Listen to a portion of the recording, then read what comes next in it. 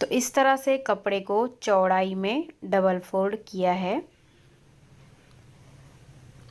इस तरह से ये इसकी चौड़ाई है और ये इसकी लंबाई है। ये पूरा 2.5 मीटर लंबा कपड़ा है। इस तरह से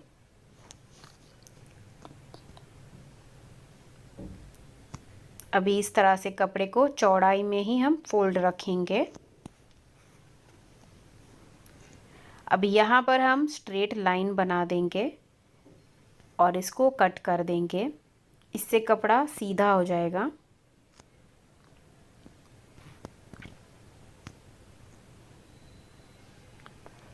अब यहाँ से हम टॉप पार्ट के लिए लेंथ लेंगे। तो टॉप पार्ट की जो लेंथ है वो हम लेंगे 15 इंच की। नॉर्मली 15 या फिर 16 इंच लेना है। तो 15 इंच पे निशान लगा लेंगे। अब जो निशान लगाया है वहाँ पर उंगली रख के इस तरह से इसको फोल्ड कर देंगे।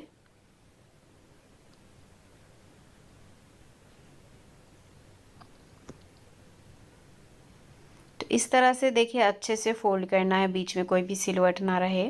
देखिए इस तरह से 15 इंच यहाँ तक फोल्ड हो गया है हमारा। 15 इंच की लेंथ रहेगी टॉप पार्ट की। अब यहाँ से हम इसको कट कर देंगे।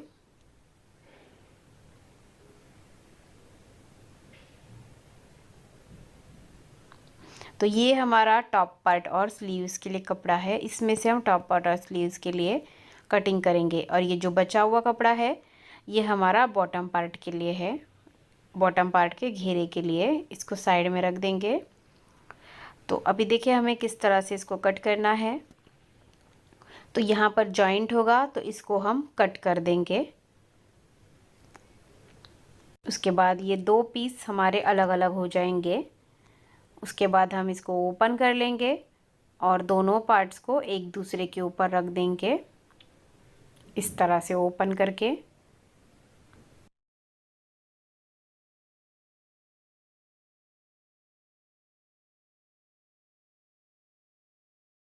तो देखिए इस तरह से हमने इसको ओपन करके रखा है। इस तरह से ये डबल में है। अब इसको फोल्ड कर लेंगे। तो ये 4 फोल्ड हो गया हमारा। तो ये 4 फोल्ड हम चेस्ट के अकॉर्डिंग ले लेंगे। तो ये 4 फोल्ड हम 11.5 इंच का लेंगे। जितना चेस्ट साइज़ है उसको 4 से डिवाइड करना है और उसमें 2 इंच मार्जिन ऐड करना है। तो यहाँ पर चेस्ट साइज़ 38 इंच है, उसको 4 से डिवाइड करेंगे तो आ जाता है 9.5 इंच प्लस 2 इंच मार्जिन लेंगे तो आया 11.5 इंच। इसके लिए हमने ये 4 फोल्ड 11.5 इंच का लिया है। अभी यहाँ से एक्स्ट्रा कपड़े को हम कट कर देंगे। देखिए इस तरह से अभी ये जो बचा हुआ कपड़ा है ये हमारा स्लीव्स के लिए है और ये टॉप पार्ट के लिए है। अभी टॉप पार्ट की कटिंग करेंगे। तो यहाँ से हम सबसे पहले शोल्डर लेंगे। तो शोल्डर लेंगे हम 6.5 इंच। यहीं से आर्म होल ले लेंगे 6.5 इंच। इन दोनों पॉइंट्स को जोड़ेंगे। अब यहाँ पर हमें चेस्ट का 4th part plus 2 inch margin लेना है। तो हम लेंगे यहाँ पर 11.5 इंच।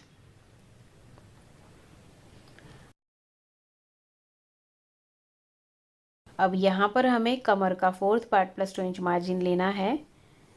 तो हम लेंगे यहाँ पर 9 इंच। इन दोनों पॉइंट्स को जोड़ेंगे। अब यहाँ से हमें 1 इंच पे मार्क करना है और इस तरह से हल्का सा राउंड शेप दे देना है। इससे साइड से कोने नहीं निकलते हैं। अभी हम आर्म होल ड्रॉ करेंगे। तो ये जो कोना है यहाँ से 1 इंच पे निशान लगा लेंगे और बैक का आर्म होल ड्रॉ करेंगे। अभी 1/2 इंच अंदर से फ्रंट का आर्म होल भी ड्रॉ कर लेंगे। अभी हम नेक की मार्किंग करेंगे। तो नेक की चौड़ाई लेंगे 3 इंच और फ्रंट के लिए नेक डेप्थ लेंगे हम 5.5 इंच और इस तरह से राउंड शेप देंगे। और बैक के लिए लेंगे हम 3 इंच। उसके बाद बैक के लिए भी राउंड शेप देंगे। तो मार्किंग हो गई है। अभी कटिंग करेंगे। सबसे पहले बैक नेक और बैक आर्म होल कट करेंगे।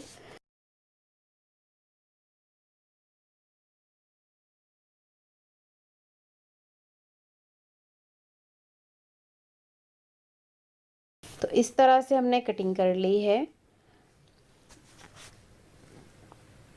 अभी इसको ओपन करेंगे और इसमें से बैक पार्ट को साइड में रखेंगे और फ्रंट पार्ट को फिर से फोल्ड करेंगे और फ्रंट नेक और फ्रंट आर्मोल की कटिंग करेंगे। तो इस तरह से हमने टॉप पार्ट की कटिंग कर ली है। अभी स्लीव्स की कटिंग करेंगे। तो जो बचा हुआ कपड़ा था उसको लेना है, इस तरह से इसको 4 फोल्ड में ही रखना है।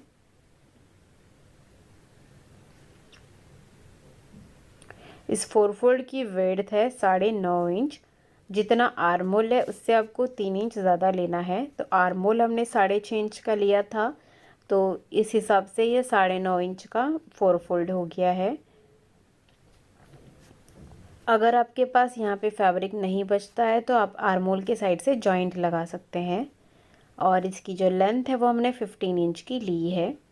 अभी जो ओपन साइड है यहाँ से 3 इंच पे निशान लगा लेना है।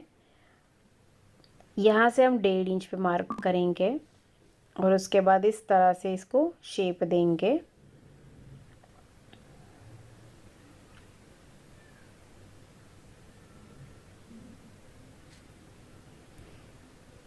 अभी हम स्लीव्स बॉटम लेंगे 7 इंच।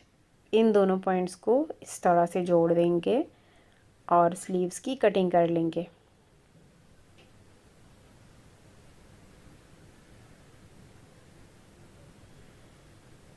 इस तरह से हमने स्लीव्स की कटिंग कर ली है। अब यहाँ पर हम एक छोटा सा कट लगा लेंगे।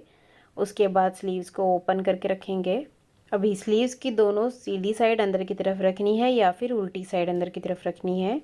उसके बाद हमें फ्रंट का आर्मोल ड्रॉ करना है और इसकी कटिंग कर लेनी है। इस तरह से स्लीव्स की कटिंग कर लेंगे।